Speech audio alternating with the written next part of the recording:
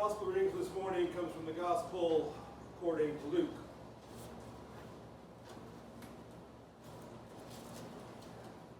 Now as they went on their way, he entered a certain village where a woman named Martha welcomed him into her home. She had a sister named Mary, who sat at the Lord's feet and listened to what he was saying. But Martha was distracted by her many tasks. So she came to him and asked, "Lord, do you not care that my sister has left me to do all the work by myself? Tell her then to help me." The Lord answered her, "Martha, Martha, you are worried and distracted by many things. There is need of only one thing.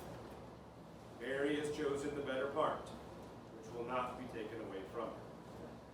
Here ends the Gospel.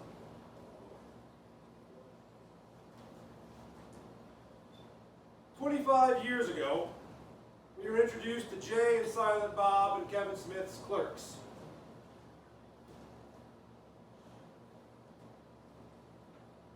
They are still showing up as new movies continue to tell the story of the fictional world they inhabit.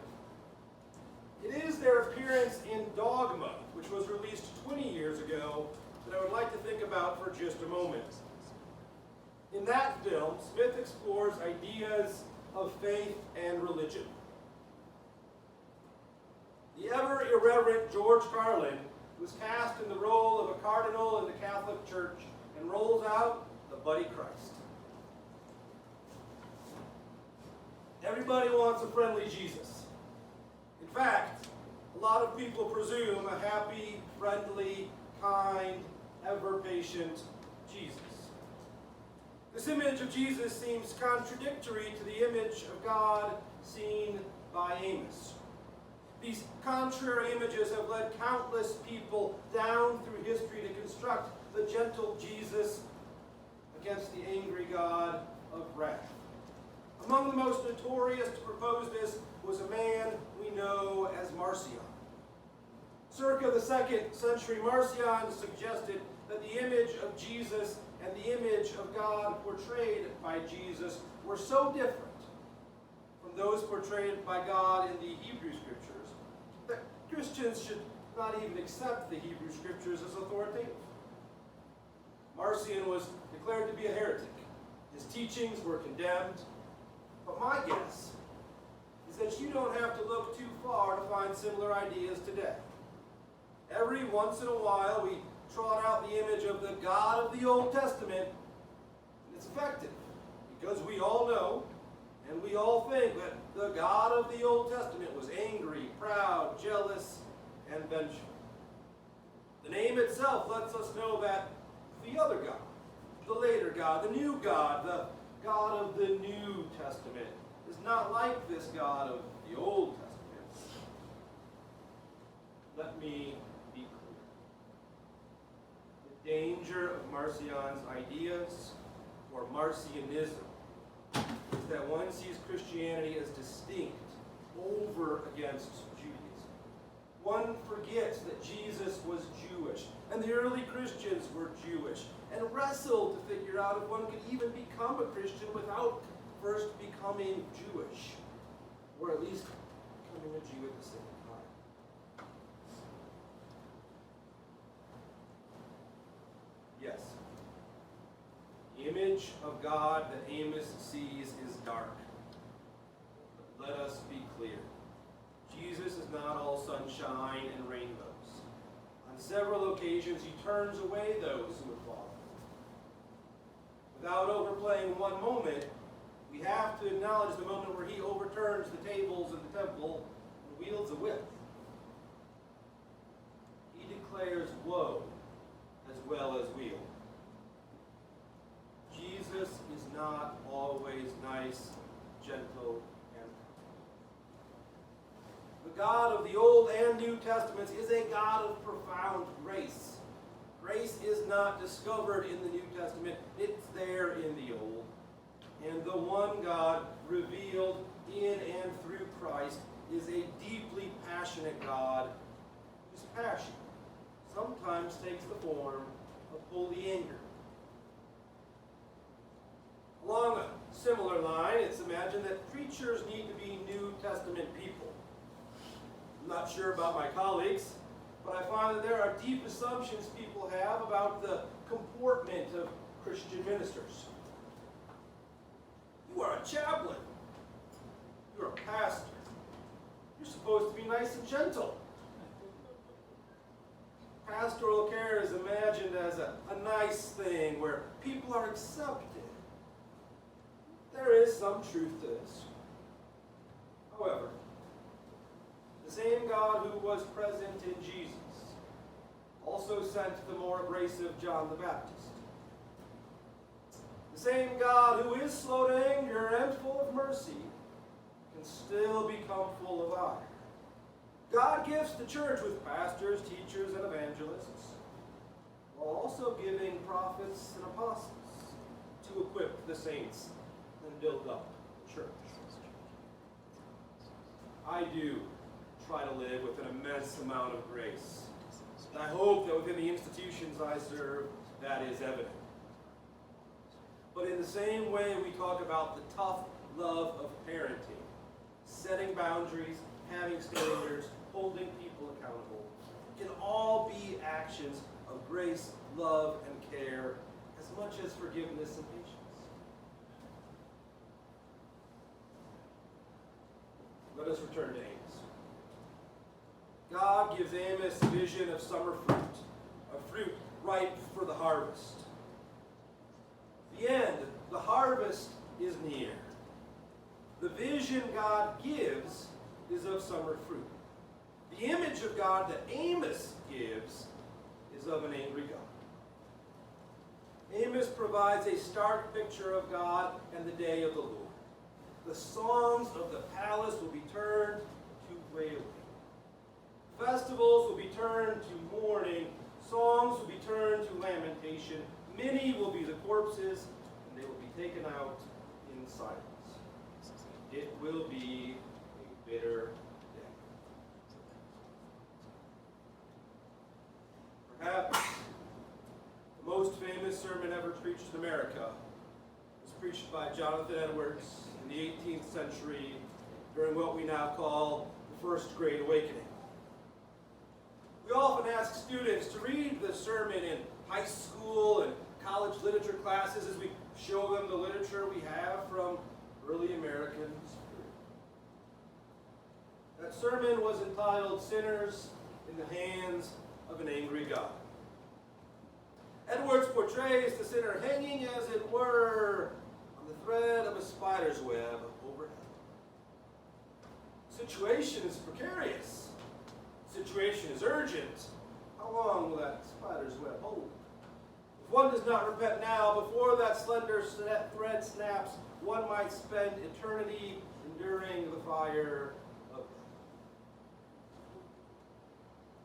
I am not so sure that I want to create emotional pressure on anyone by glamorizing hell.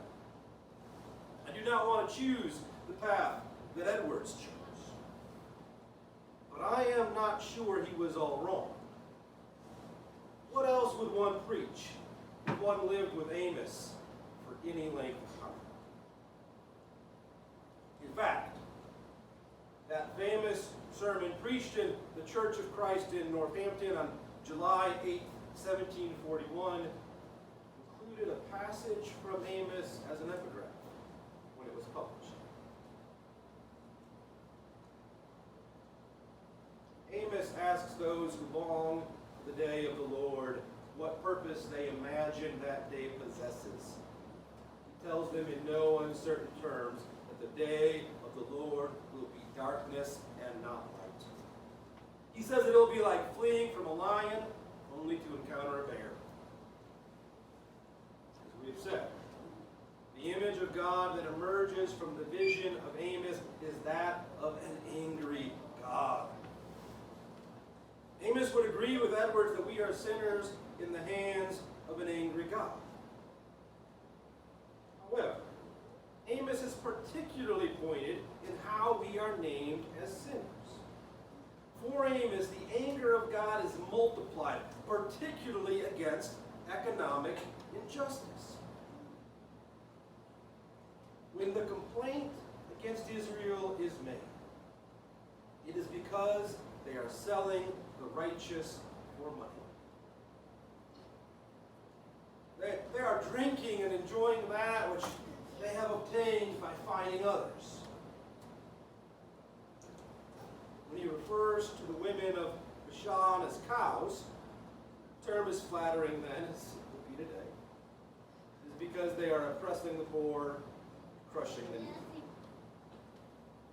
When the prophet proclaims the impending exile and tells the people that they will not be able to live in the houses they have built, it is because they have imposed heavy rents and tributes on the poor. Before we get to what is now chapter 8 of a 9-chapter book and our reading for this morning, Amos declares woe to those who are enemies. A word not all that different from the one Jesus will utter. He proclaims, "Blessed are the poor, woe to those who are rich." By the time we get to chapter 8, the theme of economic and social justice is reverberating in our consciousness. Once again, those who trample the needy, to do away with the humble of the land, are castigated with holy umbrage for dishonest business practices. What is the difference between the used car salesperson who tries to hide the fact that this automobile is a cleaned up version of a car we recovered from the flood a few months ago, the person who tries to sell the sweepings or the refuse of the wheat? What is the difference between one who buys the helpless for money and the modern problems of underemployment and unemployment? Is there a correlation? We could continue to chronicle this list of social ills. Pick up the newspaper, search the internet, read some tweets. The behavior that Amos condemns is anything but an exception. I feel that you could come up with as many, if not more, examples than I can provide. And so our time would be better spent on something other than cataloging the parallels. Let me ask another question. Or rather, let me point out that many readers of Amos are asking another question. In what ways does the very system of capitalism we live in facilitate the kinds of injustices that Amos condemns? Some of you might feel a little uncomfortable with that question. It might sound like we're about to endorse political positions or even politicians. Certainly the topic is current. Let me be clear. On the one hand, if we take Amos seriously, then there are political implications. On the other hand, in the scriptures we have emerged prior to debates about socialism and capitalism. Although we should seek to apply the scriptures, we should be very aware of their complexity and ambiguity and different contexts. On the one hand, I am not going to endorse a particular political party or politician from the pulpit. On the other, I am not going to shy away from the full implications of the text. Which leaves us with another question. Which is more important to us? The principles of capitalism or the prophetic words of Amos? Which do we worship? A holy God who calls for justice or the power and freedom of the market? There are people of faith who come to different answers about the implications of Amos for our economic systems and what forms of behavior would be modern-day equivalencies to those examples Amos brings. Some would say Amos judges the entire logic of capitalism. Others would say he judges unjust actors within the system. I am not prepared to say from the pulpit that one is right and one is wrong. If they honestly seek to take Amos seriously and do not allow themselves to worship false idols. I will not say they are not faithful simply because they draw different conclusions from the text. I am prepared to say that we should take Amos with deadly seriousness, and we would do well to be aware of the holy umbrage that is created by economic injustice. Having acknowledged that there are macroeconomic implications of the text, even if they are mired in ambiguity, I want to end with a story far more microeconomic in scale. I appreciated the vulnerability of the story told last week. I don't tell a lot of stories. I'd be a better preacher if I did. This week I thought maybe this small part of my story might help each of us find a way to navigate a response to this heavy text. I grew up in church, which is to say I have heard the same core message for some time, and I'm rarely surprised on Sunday. I know the folks I agree with and the folks I don't, and I know where they're going most of the time. Among those core messages I was taught is the importance of giving to church and being faithful with one's money. In addition to that, I come from a family that talks about how when our grandparents' grandparents were farmers, they'd used the coffee grounds more than once to stretch a buck and make things last. Money wasn't prevalent on the farm. There were people in my family who would find things on sale and buy them in bulk so they could save as much as possible. My grandparents had a room full of toilet paper bought on sale. They didn't have to buy it when it was more expensive. My parents never put something on a credit card that they couldn't pay off that month. We didn't buy new cars. We always bought a used car. I knew what it meant to live within one's means, even if I didn't always manage to do so myself when I grew older. In my late 20s and 30s, I came to a new congregation. One of the parishioners stood up and said, we need to think about how we used our financial resources. I thought I knew what he was going to say. I know the message. Heard it all my life. Be more frugal, humble, so you can be more generous. But I did not know what he was going to say, and I have never forgotten it.